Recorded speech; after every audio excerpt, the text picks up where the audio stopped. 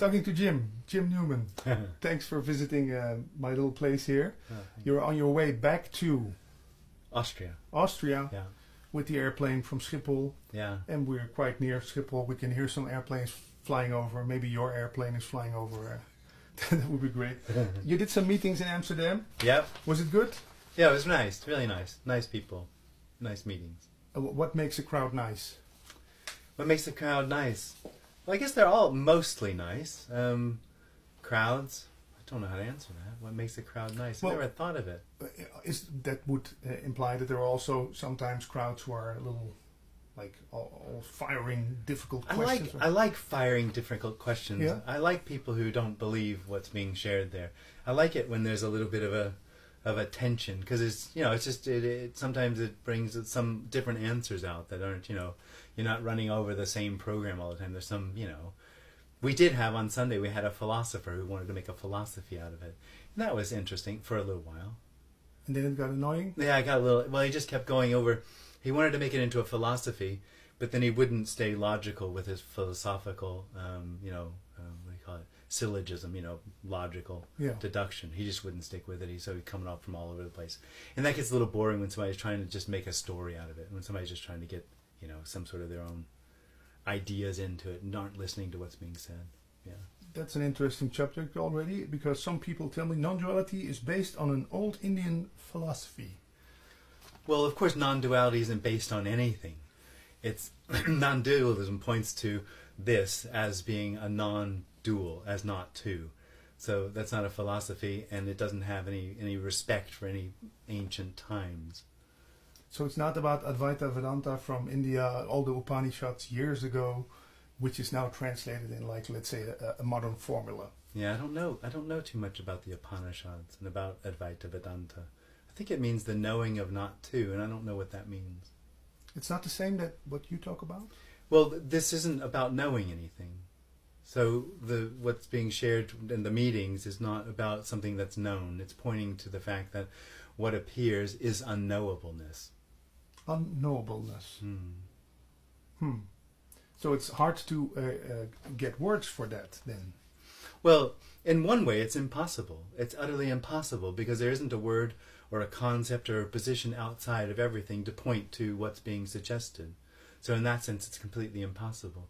But you can discuss about what hides that reality, the experience of being an individual, the experience of position, the experience of knowing as real, me being real. I've heard these words before from Tony Parsons. Yeah, absolutely. Has he been let's say... He's the guy. Yeah? Oh, absolutely. He's the guy you visited? Yeah. It's the first time I heard this. It was through Tony Parsons. In Amsterdam? No. I saw a video of him, and then I called him up. And I can't remember what it was. I just remember being utterly terrified by the message. I just suddenly heard what he was saying. I heard it. It was undeniable. As soon as I heard it, it was like, that's it. That's undeniable. Were you a spiritual searcher? Yeah, I was. Yeah, I had the unfortunate calamitous experience of having an awakening when I was younger. And that, of course, will make anybody into a spiritual seeker. Yeah, hopeless spiritual seeker. And so I was trying to find something I thought I knew. How old were you? I don't know. Younger. Yeah. Okay, so it's not about an awakening. It's not about finding something you lost. No, it's actually the end of that experience that something's been lost. It's the end of that experience of feeling like something needs to be found. That's actually what non-dualism points to. It's not about the completion or an answer being found. It's the end of the seeking without anything ever having been found. Sounds quite disappointing. Oh yeah, it would be. If the individual knew what this was, it would be disappointed. It doesn't fulfill the individual's needs in any way at all. It has nothing for it. The individual expects the end of its search to have some correlation to its expectations. So for the individual, this appearance in its life is very, very important.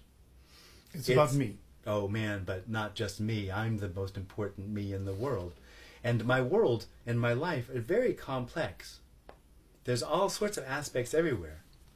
And so it expects that the solution to its problem, to itself, it's somehow gonna reflect that expectation that what it is really complex and really complicated. So it expects a Jesus or something else, realization, to come along and save it. And the recognition that the solution to that problem, if you want to put it that way, is that it's not. It's completely disappointing. And doesn't give it anything. No, you leave us empty-handed. Well, the message, the individual is empty-handed. That's Yeah. the reason it keeps wanting more and more and more. And is it like when you hear this for the first time, it's like sometimes an atom bomb, boom. But then, in my case, I get the yearning to talk about it, read about it, watch movies about it. Is that wrong? No, I don't know how it could be wrong. This isn't about the message is the end of right and wrong. How could anything be wrong if there's only what's happening? How could anything be wrong if this is already complete? Yeah.